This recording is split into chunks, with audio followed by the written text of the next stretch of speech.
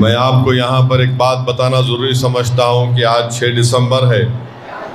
اور آپ اور ہم جانتے ہیں کہ 6 دسمبر 1992 کو کیا ہوا تھا۔ سپریم کورٹ کو وعدہ کر کے کہ وہاں پر بابری مسجد کو ہاتھ نہیں لگایا جائے گا، تمام سنگھ پریوار کے لوگ جمع ہوئے، لال کرشن اڈوانی، مرلی منوہر جوشی، اما بھارتی، جتنے لوگ تھے ان تمام لوگ سپریم کورٹ کو وعدہ کیے تھے کہ مسجد کو ہاتھ نہیں لگایا جائے گا، اور اس کے بعد ہم دیکھتے ہیں کہ بابری مسجد کو وہاں پر شہید کر دیا گیا، باوجود اس کے کہ سپریم کورٹ کو انہوں نے لکھ کر دیا تھا، اور بابری مسجد کو دنیا کی آنکھوں کے سامنے پولیس کی موجودگی میں مسجد کو شہید کر دیا گیا۔ جس جگہ پر مسلمانوں نے نمازیں ادا کی اور خود سپریم کورٹ نے بابری مسجد کے فیصلے میں کہا کہ 22 اور 23 دسمبر 1949 کو بغیر کوئی قانونی چارہ گوئی کے مسجد میں گھس کر وہاں پر مسجد کی بے حرمتی کی گئی، وہاں پر مورتیاں رکھی گئیں، اور پھر سپریم کورٹ نے اپنے ہی فیصلے میں صفحے نمبر 913 اور 914 میں لکھا کہ مسجد کی شہادت، جس کو انگریزی میں کہا کہ ایگریگریس، انہوں نے لفظ کا استعمال کیا اور کہا کہ یہ violation of rule of law تھا۔ آج جب ہم یہ دیکھتے ہیں کہ کرمنل کورٹ کا فیصلہ آتا ہے، بابری مسجد کے شہادت کے جتنے ملزمین جن پر الزام لگایا گیا تھا، کورٹ نے کہہ دیا کہ وہ تمام کو بری کر دیا۔ سوال یہ پیدا ہوتا کہ پھر 6 دسمبر 1992 کو پھر کس نے مسجد کو شہید کیا تھا؟ اور یہ مودی کی حکومت، بی جے پی حکومت نے اس ٹرائل کورٹ کے فیصلے کے خلاف اپیل نہیں کی۔ عجیب ماحول ہے، انصاف کی بات کرتے ہیں اور ایک موب وہاں بلکہ ہزاروں کی تعداد میں لوگ جمع ہو کر مسجد کو شہید کر دیے، اور کورٹ یہ فیصلہ دیتا ہے کہ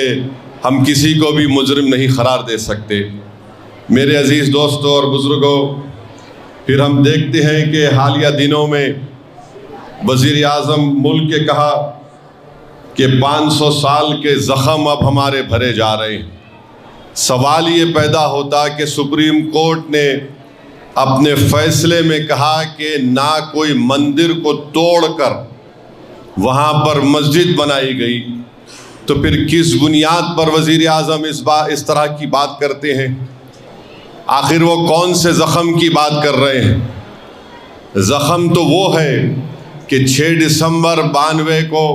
مسجد کو شہید نہیں کیا گیا، بلکہ بھارت کے سنویدھان کو کمزور کیا گیا، آئین کو، رول آف لا کو کمزور کیا گیا،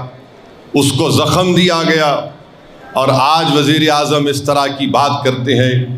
میرے عزیز دوستوں اور بزرگوں، تکلیف اس بات سے بھی ہوتی ہے کہ سپریم کورٹ کے ایک جج جو اس بینچ پر بیٹھ کر ججمنٹ لکھے، ریٹائرمنٹ کے بعد انٹرویو میں کہتے ہیں کہ جو مندر کو توڑ کر مسجد بنائی گئی وہ خود غلط تھا۔ ارے آپ جب جج تھے، آپ نے فیصلہ لکھا، جب آپ کو خیال نہیں آیا،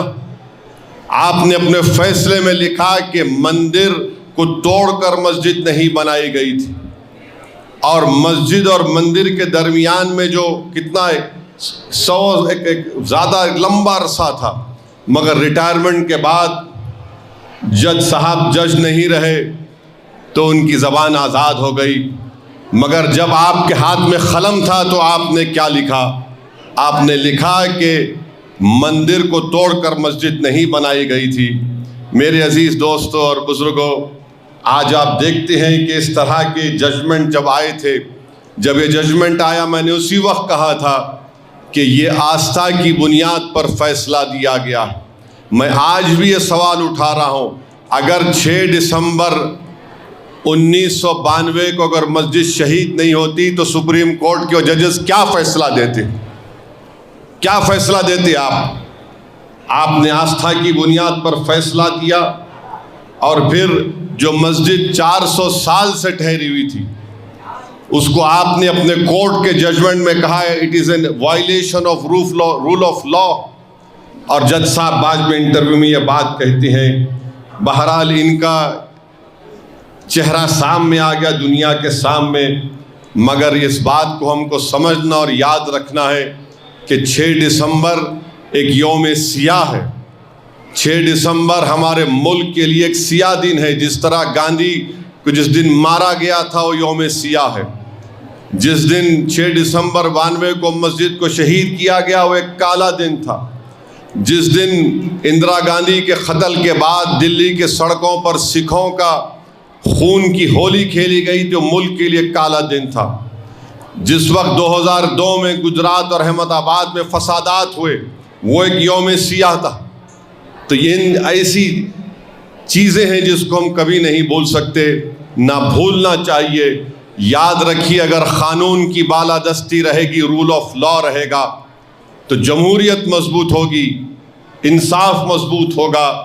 اور اگر انصاف کرنے والے ریٹائرمنٹ کے بعد اس طرح کی بات لکھتے ہیں، انٹرویو میں بولتے ہیں، تو خود وہ اپنا تماشا کر رہے ہیں اور اپنے چہرے کو بے نقاب کر رہے ہیں۔ بہرحال میرے عزیز دوستوں اور بزرگوں، آج وقت یہ ہے کہ ہم کو متحدہ طور پر اپنی عبادت گاہوں کی حفاظت کرنا ہے، اور جو فیصلہ سپریم کورٹ سے آیا تھا جو آستھا کی بنیاد پر تھا، آج آپ دیکھتے ہیں کہ 1991 پلیسز آف ورشپ ایکٹ ہونے کے باوجود بھی کئی مساجد کے اوپر کیسز پڑ جاتے ہیں، اور اسی بابری مسجد کے کیس میں